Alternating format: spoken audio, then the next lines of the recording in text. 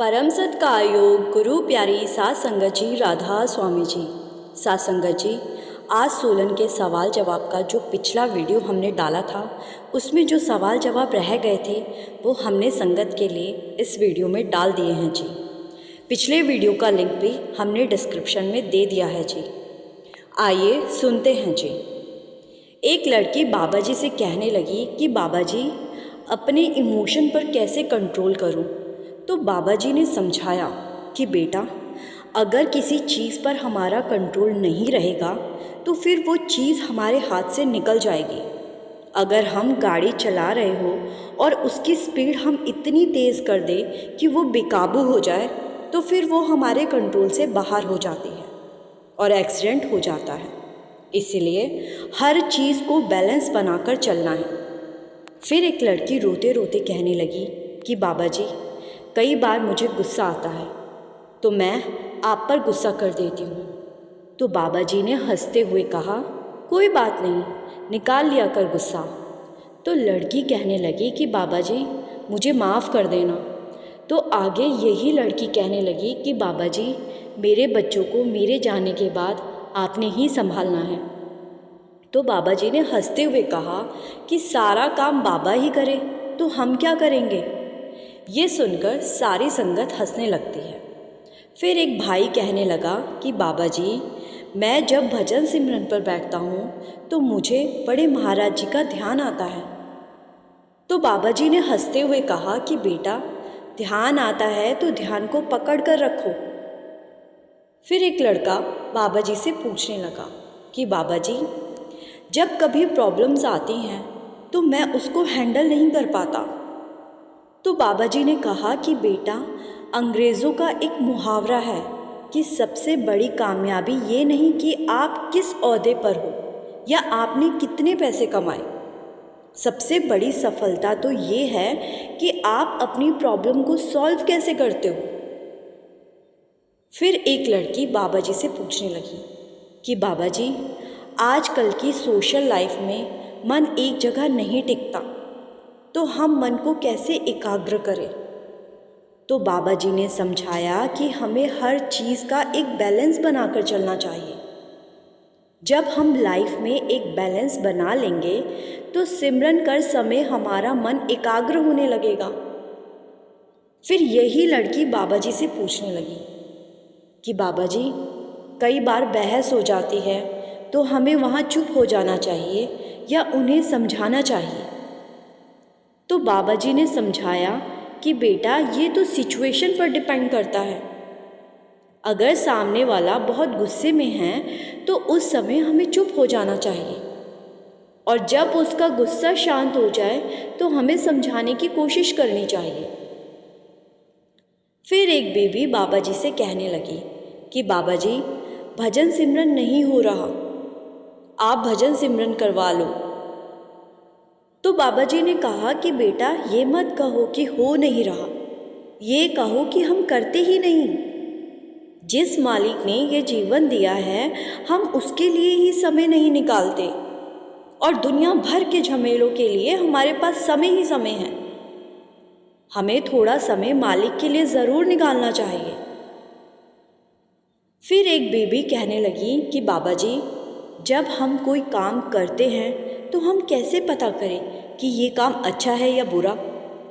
तो बाबा जी ने समझाया कि बेटा, मालिक ने इंसान को विवेक की ताकत बख्शी है जिससे कि इंसान कोई कर्म करने से पहले अच्छा या बुरा समझ सके।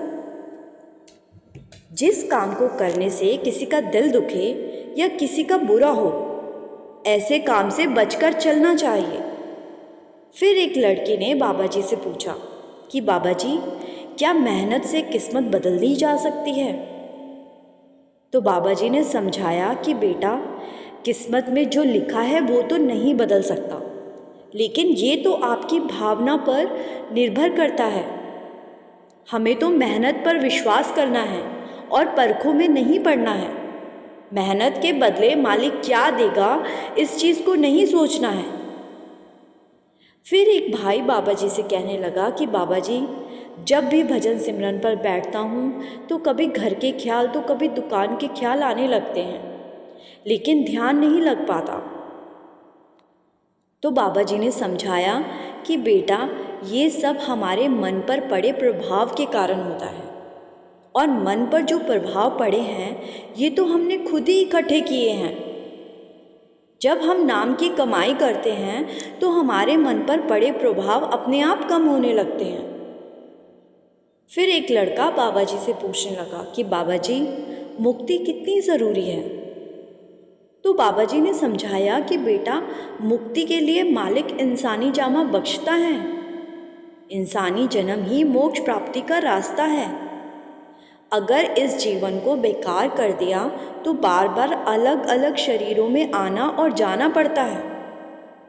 इंसानी जीवन का सबसे बड़ा मकसद मुक्ति पाना ही होता है, लेकिन हम यहाँ आकर और चीज़ों में उलझ के रह गए हैं। फिर एक लड़की कहने लगी कि बाबा जी, लड़कियों को ही पराया क्यों कहा जाता है? तो बाबा जी ने समझाया कि बेटा, ऐसा नहीं है। हर देश की अपनी एक सभ्यता होती है।